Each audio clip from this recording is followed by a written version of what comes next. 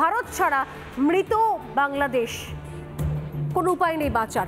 ভারত থেকে চাল রপ্তানি হয় বাংলাদেশে, ভারত থেকে গমের ওপর যে রপ্তানি হয়, যে গম, সেই গমের ওপর নির্ভরশীলতা বাংলাদেশের। গম রপ্তানি হয় তবে গিয়ে সেখানে রুটি, পরোটা, লুচি তৈরি হয়। আলু পেতে ভারতই ভরসা, ভারত বন্ধ করে দিলে এর আগে একবার হয়েছে, আলুর দাম গগনচুম্বী হয়েছে। ভারত থেকে যায় শস্য, ভারত থেকে যায় বিভিন্ন ধরনের মশলা যায়, যেগুলো কাঁচা মশলা, গরম মশলা, সব ভারত থেকে যায়। চিনিতে ভারতের উপর নির্ভরশীলতা তুঙ্গে বাংলাদেশ ভারত বন্ধ করে দিলে চিনি গিয়ে পৌঁছবে না, নুন গিয়ে পৌঁছবে না। এমনকি জলেও ভারত ছাড়া অসহায় বাংলাদেশ। জল প্রচুর রয়েছে কিন্তু পানীয় জল, তার জন্য নির্ভরশীলতা শুধুমাত্র ভারতের ওপর থেকে। ভারত থেকে যায় বিপুল পরিমাণ ওষুধ, মেডিসিন, জীবনদায়ী ওষুধ থেকে শুরু করে সামান্য ওষুধ সমস্তই যায় ভারত থেকে। এছাড়াও বিদ্যুৎ পেতেও ভরসা এক এবং একমাত্র ভারত। আজকে হাত তুলে দিলে কালকে অন্ধকার হয়ে যাবে বাংলাদেশ। বৈদ্যুতিন সরঞ্জাম রপ্তানি হয় ভারত থেকে, অর্থাৎ যাবতীয় যা কিছু দেখেন, ফ্যান থেকে, টিভি থেকে, ফ্রিজ থেকে, সামান্য প্লাগ পয়েন্ট থেকে, বাল্ব থেকে, সমস্ত যায় ভারত থেকে। লোহা পেতে ভরসা ভারত, লোহার যা কিছু যা দেখেন জিনিসপত্র, ফার্নিচার হোক, 12 জিনিস, সব কিছু যায় ভারত থেকে। ভারত থেকে সরবরাহ হয় প্লাস্টিকের যাবতীয় জিনিস, তাই সেটা প্লাস্টিকের ব্যাগ হতে পারে, প্লাস্টিকের ফার্নিচার হতে পারে, প্লাস্টিকের কন্টেনার, কৌটো হতে পারে, সমস্ত ভারতে তৈরি হয়, ভারত থেকে যায়। গাড়ি, লরি পেতেও ভরসা ভারত, ভারতের মাধ্যমেই যাচ্ছে গাড়ি, লরি, বাস তৈরির জিনিস। এছাড়াও ভারত থেকে যায় কাপড় তৈরির কাঁচা মাল। এতটাই আহাম্মক, অশিক্ষিত, উজবুক দেশ যে কাঁচা মাল যাচ্ছে ভারত থেকে, আর ওরা পরাচ্ছে শাড়ি, যে শাড়িটা ওরা নিজেরা তৈরি করেছে। ভারত থেকে যন্ত্রাংশ রপ্তানি হয়, সমস্ত কলকারখানা বা সূক্ষ্ম জিনিস, হার্ডওয়্যার, কম্পিউটারের জিনিস সমস্ত ভারত থেকে রপ্তানি হচ্ছে। এমনকি গয়নাতেও বিপুল পরিমাণ ভরসা ভারতের ওপর, সেটা সোনা, হিরে, রূপোর গয়না, এমনকি কুন্দন জুয়েলারি, ইমিটেশন জুয়েলারি, সেটাও ভারতের উপর নির্ভরশীলতা রয়েছে। ভারত থেকে রপ্তানি হয় সিমেন্টের ওপর জন্য ভারত থেকে রপ্তানি। আর শেষের দিকে এসে গেছি একদম চকোলেট থেকে শুরু করে এই ধরনের কুকিজ, চকলেট, সেগুলোর জন্য ভরসা শুধু এবং শুধুমাত্র ভারত। আমি জানি না যে কোন জায়গা থেকে এই দেশটা এখন যে ধরনের বাজার গরম করা বিদ্বেষের বীজ ছড়াচ্ছে, সেটাকে ভিকিরির আস্ফালন ছাড়া আর কিছু বলা যায় কিনা। আমি সরাসরি চলে আসবো আমাদের অতিথিদের কাছে, কারণ বেশ কয়েকটা প্রশ্ন রয়েছে এরপর, যেখান থেকে আমি শুরু করব একটু পরে আলোচনা। যদি এতই বিদ্বেষ থাকে, তাহলে বিদ্বেষ নিয়ে কি অখণ্ড দেশ রাখা যায়? এর আগে আমরা দেখেছি বিদ্বেষেই লুকিয়ে থাকে বিভক্তের বীজ। পারবে বাংলাদেশ অখণ্ড থাকতে, নাকি ভাগ হয়ে হিন্দুদের জন্য আলাদা দেশ তৈরি করতে বাধ্য হবে ইউনূসের সরকার? কারণ এত বিদ্বেষ নিয়ে, ভারত বিদ্বেষ নিয়ে, হিন্দু বিদ্বেষ নিয়ে, রবীন্দ্র বিদ্বেষ নিয়ে, বাংলা ভাষার বিদ্বেষ নিয়ে একটা দেশ অখণ্ড থাকতে পারে না কখনো। এই প্রশ্নই থাকছে। বাংলাদেশ কি সত্যি সত্যি টুকরো হওয়ার পথে? রক্ত যখন দিয়েছি, রক্ত আরো দেব, এদেশের মানুষকে মুক্ত করে ছাড়বো ইনশাআল্লাহ।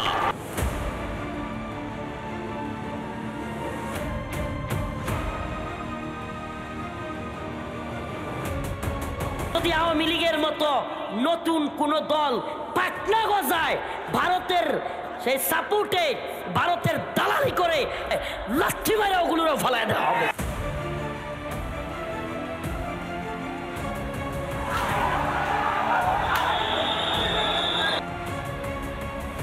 আমাদের গণতন্ত্রের জন্য প্রধান হুমকি হলো ইন্ডিয়া।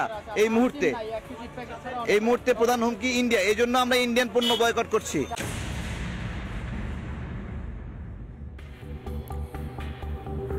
আমাদের সঙ্গে যারা রয়েছেন তাদের সঙ্গে একবার আলাপ করে নিই, তারপরে আমি আজকের প্রশ্নগুলো, খুব স্পেসিফিক 4টে প্রশ্ন রয়েছে, বেশি নয়, সেটার উত্তরগুলো খুঁজবো।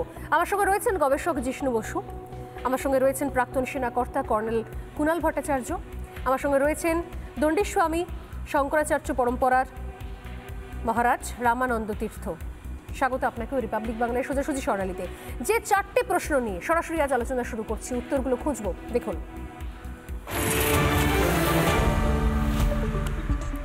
মুজিবকে সরিয়ে কি ইতিহাস ভোলা সম্ভব? স্বাধীনতার ইতিহাস ভোলা আদৌ সম্ভব? দ্বিতীয় প্রশ্ন, এত বিদ্বেষ বুকে নিয়ে কখনোই কি অখণ্ড থাকা সম্ভব? ইতিহাস সাক্ষী রয়েছে যুগে যুগে এত বিদ্বেষ নিয়ে অখণ্ড থাকা কোনোদিনই সম্ভব হয়নি, যে বিদ্বেষ বুকে নিয়ে বাঁচছে বাংলাদেশ। তৃতীয় প্রশ্ন, বিদ্বেষে টুকরো হয়ে যাবে বাংলাদেশ?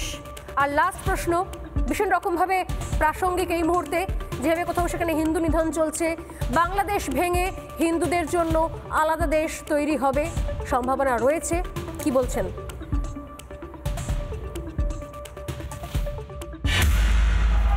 7 কোটি মানুষকে দাবা রাখতে পারবো না।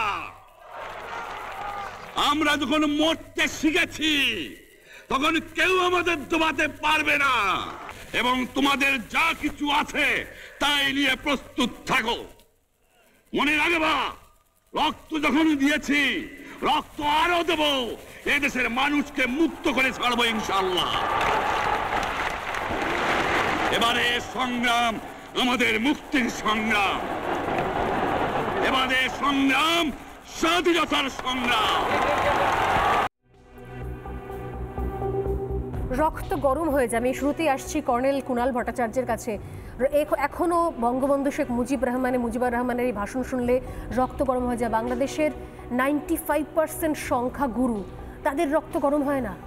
তারা সবাই মিলে সুরে সুর মেলাচ্ছেন, জায়গায় জায়গায় স্কুল কলেজ ইউনিভার্সিটিতে এত ভারত বিদ্বেষ, বাংলা বিদ্বেষ এবং মুজিব বিদ্বেষ।